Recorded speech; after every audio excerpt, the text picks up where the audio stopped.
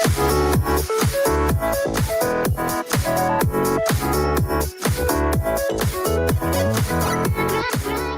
everyone, welcome to Wealth Redefined. I'm your host, Michael Reynolds, certified financial planner and owner of Elevation Financial. I'm on the web at elevationfinancial.com. Welcome, glad you're here.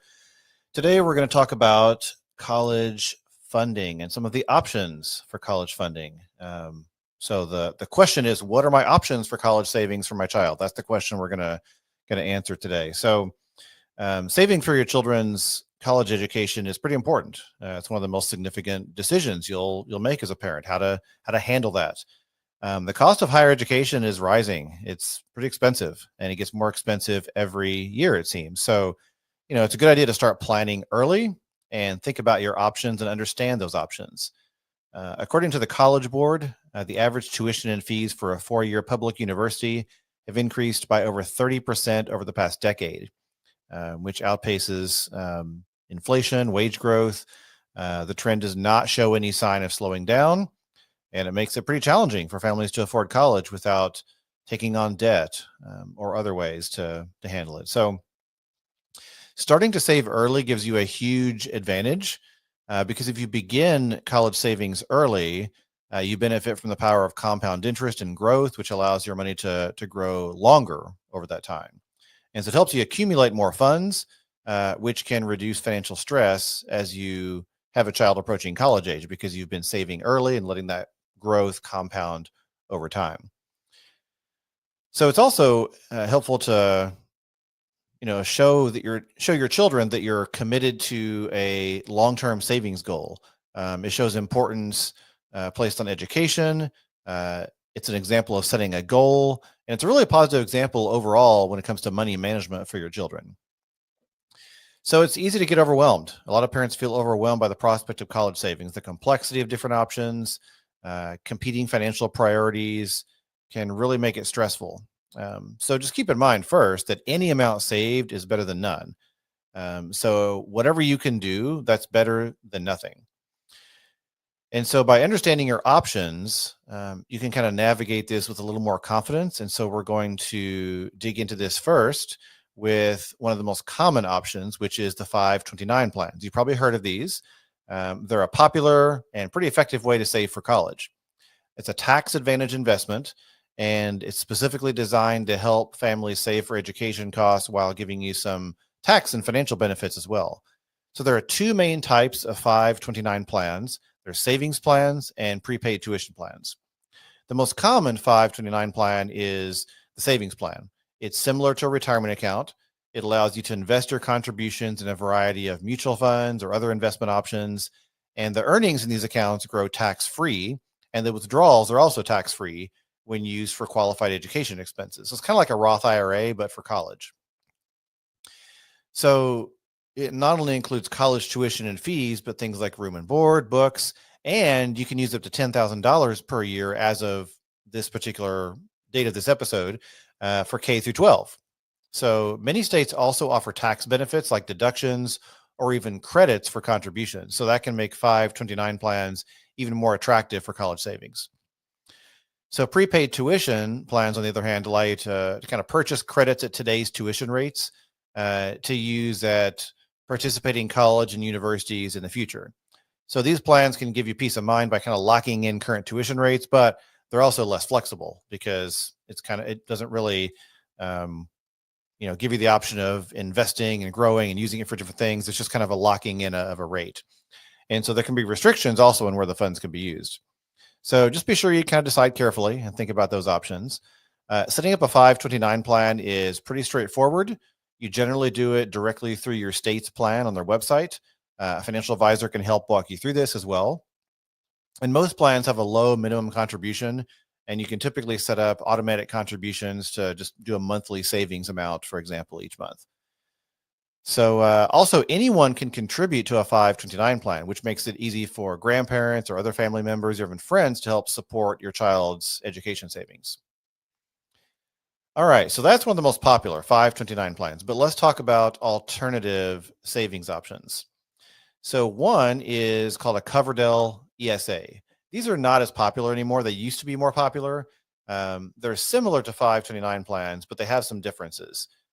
Again, tax-free growth and withdrawals for qualified education is a feature, including K through 12 costs, but they have lower contribution limits. The limit is $2,000 per year per beneficiary, and there's income restrictions also for contributors.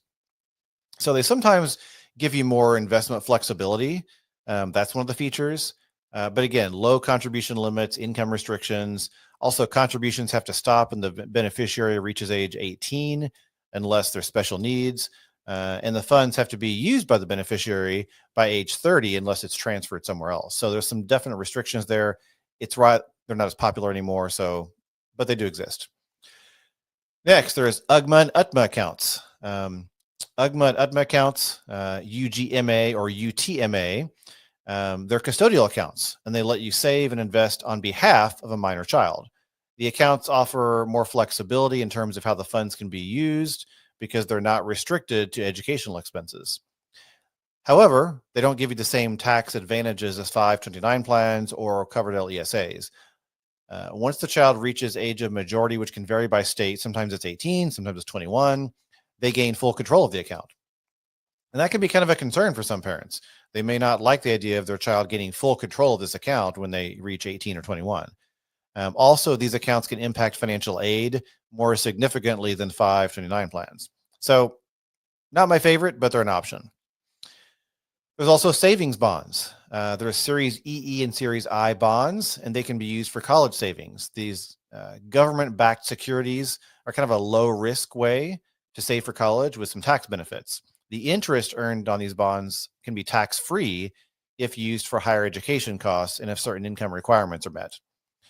But the flip side is the growth potential is pretty much lower than other investment options, and so they may be a good option as a complement or part of your plan, but they're not going to give you as much growth as typically aggressively invested 529 plans would. So a really popular option is a brokerage account, just a regular old brokerage account. It gives you maximum flexibility and control, but it doesn't give you the tax advantages of things like a 529 plan. But it has some pros and cons. So some of the advantages are, again, flexibility and control. There's no restrictions on contributions, no income limits, no age requirements, and parents retain complete control over investment decisions and timing of distributions.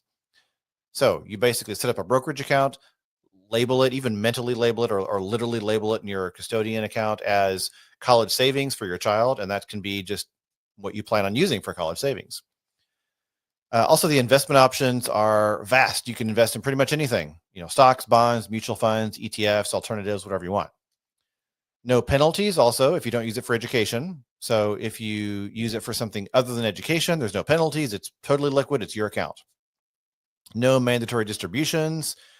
Also potentially lower impact on financial aid because parent-owned brokerage accounts are assessed at a lower rate when calculating eligibility than student-owned assets. So some of the disadvantages of a brokerage account are, again, no tax benefits. Earnings and capital gains are taxable annually at the parent's tax rates. So that's something to consider. Capital gains taxes are going to be at play there. And also a risk of spending. If it's just a liquid brokerage account there, you run the risk of just mentally saying, oh, you know what? This was for my kid's college, but I'm going to use it for something else, buying a car, and then I'll pay it back later. And maybe you don't pay it back later. So there's that risk of making it too easy to use. So when you're comparing these options that are alternatives to 529 plans, consider things like contribution limits, tax benefits, investment options, financial aid eligibility, and just kind of see what works best for you. You might even consider using a combination. For example, maybe part of your money goes into 529 plans, part of it goes into brokerage account for maximum flexibility. So let's just talk through some strategies overall here. So you want to kind of take a strategic approach, figuring out what works best for you. Consider automating your contributions first. That's a big key to making this work. Put it on autopilot. Most accounts will let you just automatically transfer amounts every month into the account, and that can make it easy to kind of set it and forget it. Also, balance with other priorities. Generally, you want to prioritize your retirement first. I see a lot of parents that obviously love their kids very much, and they set up 529 plans, and they start putting all their money into that because they want to focus on college savings for their kids and then neglect their own retirement. And this can be a big problem because, you can borrow money for college, you can't borrow money for retirement. And so you want to make sure you're really focusing on making sure you secure your own future first before prioritizing kids' college. Also, involving other family members in college savings can really help. Consider asking your grandparents, aunts, uncles, close family friends to contribute to your child's 529 plan or other college savings account in lieu of traditional gifts. It can be kind of boring. I get it. Kids want gifts, but you can also say, hey, we have plenty of stuff. If you want, just make a contribution to my child's 529 plan. Here's the online link to do it. And it can be a great way to supplement your savings. Most 529 plans, for example, have a gifting platform where people can just go online, maybe scan a QR code and just contribute right there online. It's really easy. So when you're looking at age of your child, it's important to adjust your saving strategy as they get older. So in early years, you want to be ideally more aggressive. You might be comfortable with more aggressive investments, maximize growth potential. But as your child approaches college age, consider shifting to more conservative allocation to really protect that savings that you've accumulated at that point. Most 529 plans offer age-based portfolios, and those will automatically adjust the investment mix as your child gets closer to college age, and that can just automate that whole thing. So finally, maintain a positive relationship with money and with savings. Involve your child in college savings as they get older. Explain the importance of education and financial responsibility. It can be a really good opportunity to teach broader financial literacy skills as well. And so you're not only preparing them for college, but also setting them up for long-term financial success because you're talking about money openly. You're showing them how you're saving for a goal, and that can make a real impact on their future. So, all right, I hope this has been helpful. As always, if you have questions, you're welcome to reach out. My website is elevationfinancial.com. You can send me a message through there. You can book a complimentary consultation if you want to learn more about working with me, or find me on social media anywhere that you want. I'm pretty much everywhere. All right, with that, thanks for joining me today. Have a great day. We will see you next time.